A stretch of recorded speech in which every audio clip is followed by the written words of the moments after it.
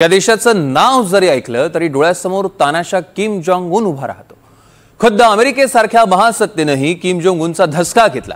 म्हणजे अमेरिकेला थेट अणुहल्ला करण्याची धमकी देणाऱ्या या सनकी तानाशाने स्वतःच्याच देशातल्या नागरिकांना असंच धाकात ठेवलाय।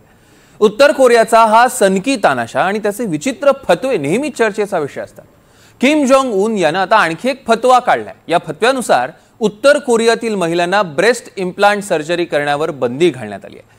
आपलं सौंदर्य वाढवण्यासाठी महिला ब्रेस्ट इम्प्लांट सर्जरी करतात, पण किम जोंग उन यानं या सर्जरीला विरोध का केलाय? ब्रेस्ट इम्प्लांट करणाऱ्या महिलांना पकडण्यासाठी त्यानं कोणती योजना राबवली आहे आणि उत्तर कोरियामध्ये असे आणखी कोणते तानाशाही नियम पाळले जात आहेत? बघूया रिपोर्टमध्ये। तानाशाह किम जोंग उनचा नवा फतवा। उत्तर कोरियात ब्रेस्ट इम्प्लांटवर बंदी। गुप्तचर यंत्रणा महिलांवर नजर ठेवणार।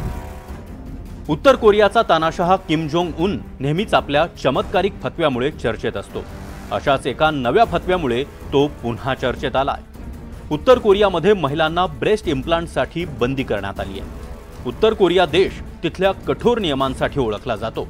त्यातच आता आणखी एक कठोर नियम इथल्या महिलांवर थोपवण्यात आलाय। किम जोंग उनच्या आदेशानुसार महिलांना ब्रेस्ट इम्प्लांट आणि प्लास्टिक सर्जरी करण्यास मनाई असेल। उत्तर कोरियाचं सरकार आता या प्रकरणांवर नजर ठेवेल। गुप्तचर यंत्रणांच्या मदतीने संशयित महिलांवर नजर ठेवली जाईल। एखाद्या महिलेच्या शरीरात बदल आढळल्यास पोलिसांकडे तक्रार केली जाईल।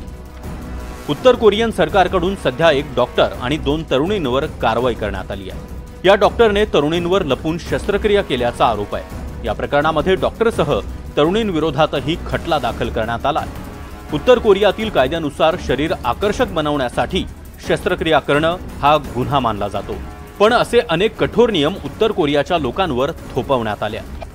उत्तर कोरियात प्लास्टिक सर्जरी करायला मनाई आहे। पुरुषांना फक्त सरकारनेच निश्चित केलेले हेअरकट मारता येतात। इथल्या लोकांना परदेशी चित्रपट पाहता येत नाही।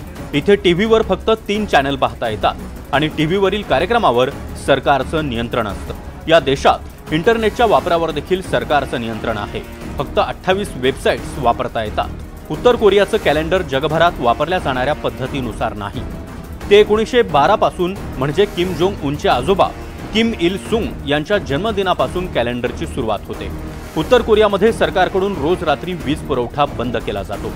एखाद्याला शिक्षा झाली तर त्याच्या 3 पिढ्यांसाठी शिक्षा सुनावली जाते। उत्तर कोरियाची राजधानी प्योंगयांगमध्ये कुणी राहायचं हे सरकार ठरवतं। कुणी देश सोडण्याचा विचार केला तर त्याला मृत्यूदंडाची शिक्षा केली जाते। 1953 साली कोरियन पेनिन्सुलाची विभागणी झाल्यानंतर उत्तर कोरिया आणि दक्षिण कोरिया असे जे 2 देश अस्तित्वात आले। यातली एक महत्वाची गोष्ट म्हणजे उत्तर कोरियाने साम्यवाद धोरण स्वीकारलं।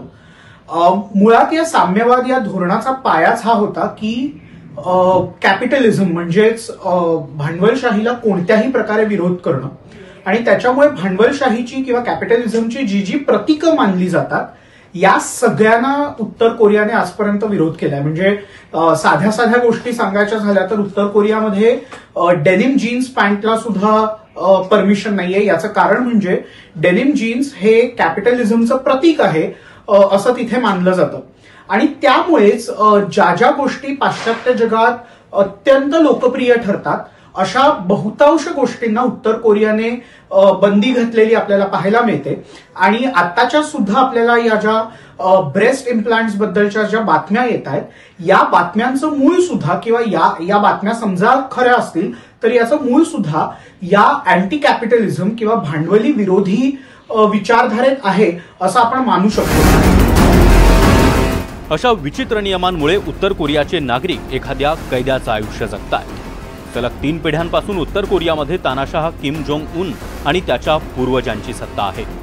त्यांच्या सनकी निर्णयांमुळे अमेरिकेसारख्या देशानंही सावध अंतर ठेवलंय। Bureau report, NDTV Marathi.